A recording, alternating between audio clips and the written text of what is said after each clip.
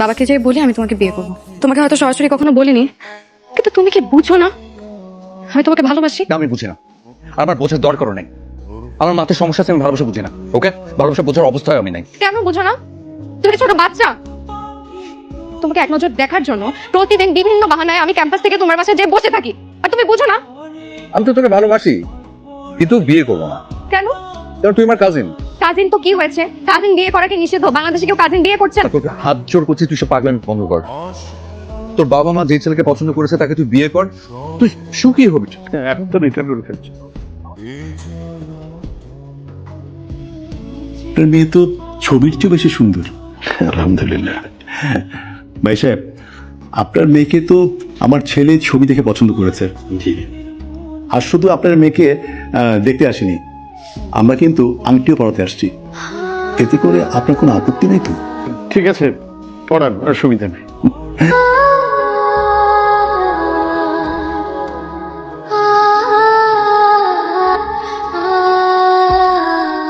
ভাইয়া, রিনার বিয়ের ডেটটা লক হওয়ার পর থেকে না, রিনা কেমন জানি থমকায় গেছে।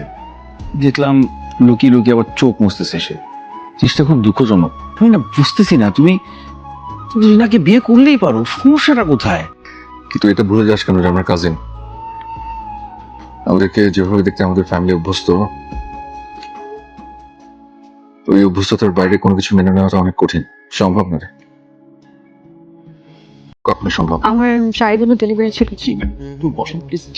আমি নিয়ে আসছি। ভালো তোমার নাস্তা করবে না। শোনো ভাইয়া, রিনা কিন্তু তোমাকে আসলে অনেক ভালোবাসে। আর আমারও কেন জানি মনে হয় তুমিও রিনাকে অনেক ভালোবাসো। কি ফালতু কথা বলতেছিস? সোহেল ভাইয়া, একটু বাইরে আসবেন? বাইরে? কেন বাইরে কেন? রিনা আপনার সাথে একটু ইম্পর্টেন্ট কথা বলার জন্য।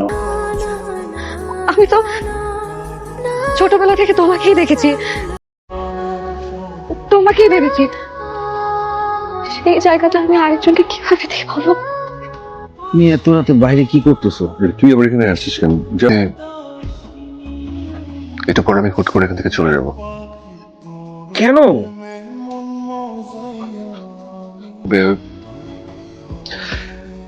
ওগুলো আমার জন্য সহ্য করাটা একটু কষ্টকর হয়ে যাবে।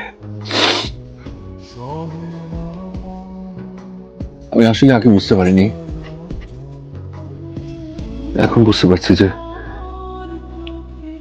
রিনাকে আসলে আমিও ভালোবাসি।